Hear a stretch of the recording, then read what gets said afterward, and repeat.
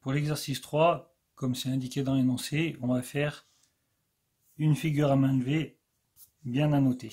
Donc, une pyramide SABCD de hauteur 6,3 et de base rectangulaire ABCD. Alors, pour faire une base rectangulaire, on représente ça comme un parallélogramme. Après, un sommet principal quelque part, et puis on relie au sommet de la base en faisant bien attention aux arêtes cachées ou pas. ABCD, sommet principal S. Alors commençons déjà par, avant de marquer la hauteur, par AB et BC. AB 4,2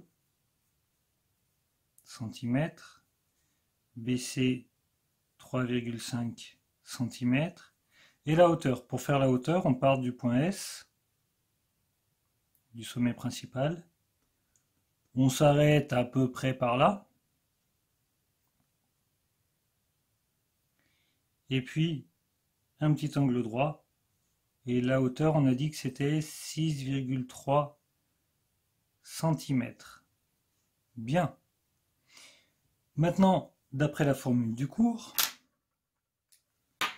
l'aire de la base, comme c'est un rectangle, c'est 4,2 fois 3,5. Ce qu'il faut multiplier par la hauteur, qui est 6,3, et diviser le tout par 3. C'est un tiers de l'aire de la base par la hauteur. Alors je vous conseille quand même d'utiliser les fractions. Bon là c'est divisé par 3, il n'y aura pas de souci, mais des fois vous faites des bêtises. Des problèmes de priorité en fait, si vous n'utilisez pas les fractions. Donc, ça c'est égal à 30,87. Toutes les longueurs étaient en centimètres, ça veut dire que le résultat c'est 30,87 cm3. On vous demande de le convertir en millimètres cubes. Alors un petit rappel, 30,87 cm3, les centimètres cubes sont là, donc ma virgule elle est là, 30,87. En fait, quand on est sur des volumes, chaque unité a 3 colonnes à chaque fois. C'est un rappel que je vous balance comme ça sans vous réexpliquer, mais il y a 3 colonnes à chaque fois. Si je veux aller jusqu'au millimètre cube, ça veut dire que la virgule, il faut que je la fasse disparaître et que je la mette dans la dernière colonne des millimètres cubes, c'est-à-dire ici, en faisant réapparaître un zéro inutile. Ça fait donc 30 870 mm3.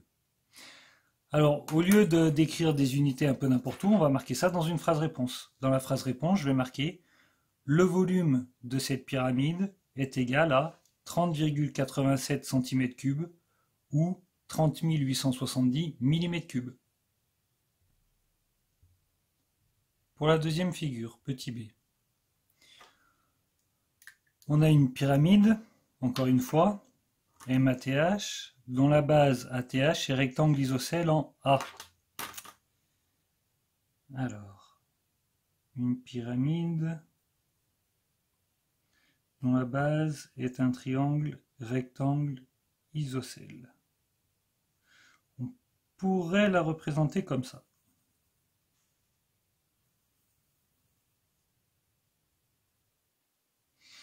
Et alors, je vais essayer de marquer l'angle droit. Pour que l'angle droit ait un effet de profondeur, il faut que je fasse ce côté-là parallèle à celui-ci, et les côtés qui reviennent parallèles à mon arête en pointillé.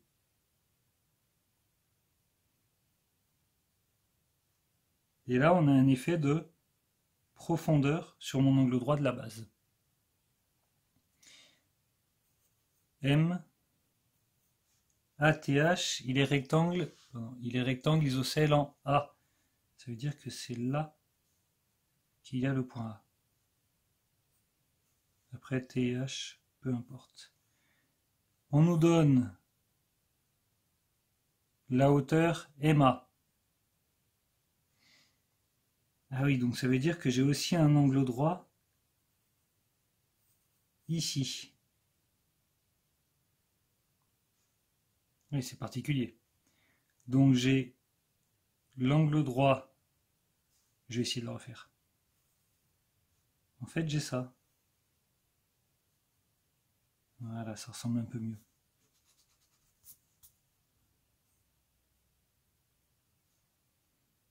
Donc j'ai ici, j'ai un angle droit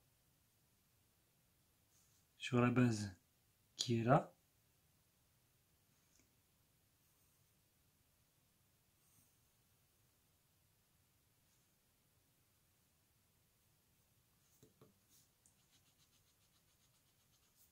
Voilà. Donc le triangle A, T, H est rectangle et le triangle M, A, T est lui aussi rectangle. Je vais le faire en vert.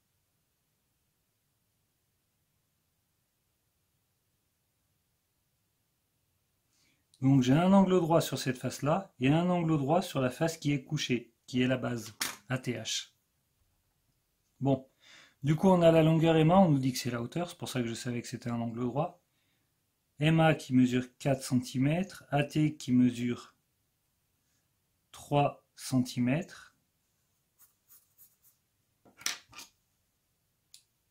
Et à nouveau, R de la base fois la hauteur divisé par 3.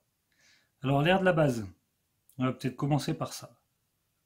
Alors, une façon de noter qui marche bien, l'air du triangle ATH. On peut aussi noter un grand A avec un tout petit en bas à droite ATH, ça marche bien aussi. C'est un triangle rectangle isocèle, on a dit.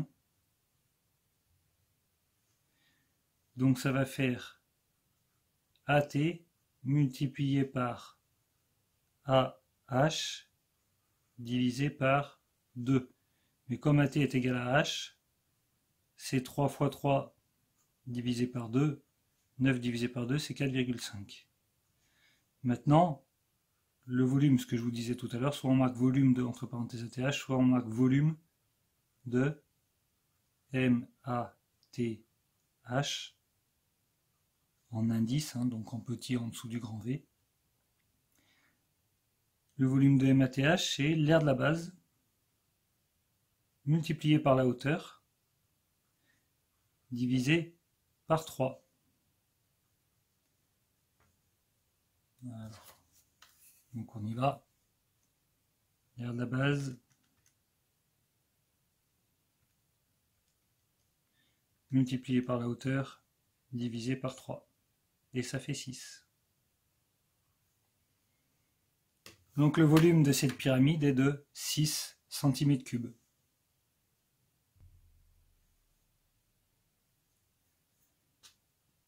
Pour la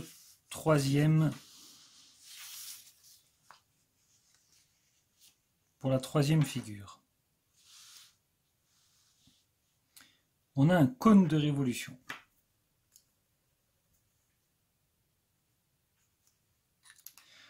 Le cône de révolution, donc pour le faire, je vais faire une sorte d'ellipse, et puis derrière je passe en pointillé.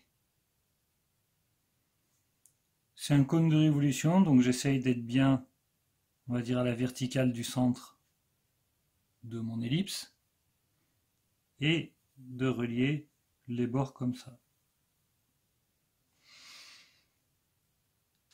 On demande de calculer le volume. On nous dit que la hauteur est de 15 cm. La hauteur ici, c'est 15 cm. Et le rayon, c'est 8 cm.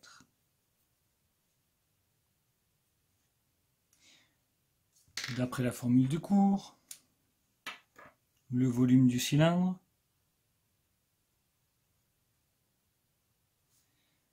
c'est pi multiplié par le rayon au carré, le volume du cône, pardon, pas le volume du chien, le volume du cône. Pi multiplié par le rayon au carré, donc 8 fois 8, ou 8 au carré, multiplié par la hauteur, et le tout divisé par 3.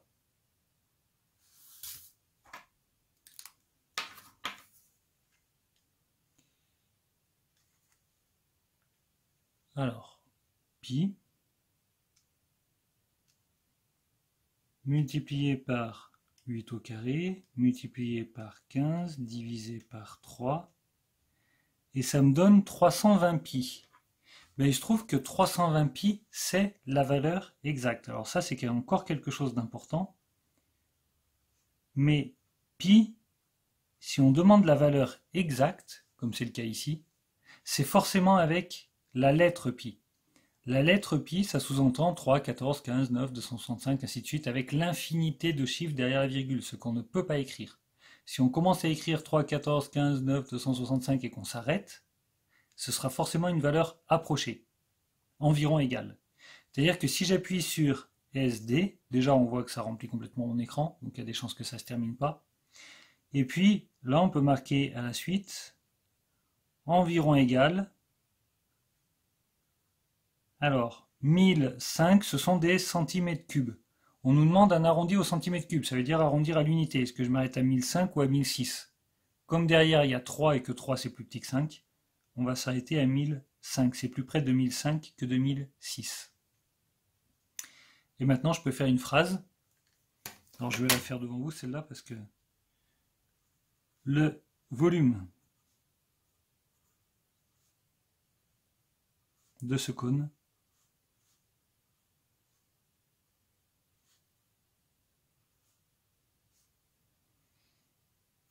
il est égal à 320 pi. 320 pi c'est un nombre, environ 1005 et quelques. Donc 320 pi centimètres cubes, soit environ, c'est-à-dire il est environ égal à 1005 cm cubes. Mais il n'est pas égal à 1005 cm cubes. On voit déjà c'est 1005,30, 96, 49. Et encore, j'ai pas la suite des nombres derrière. Donc environ 1005 cm cubes.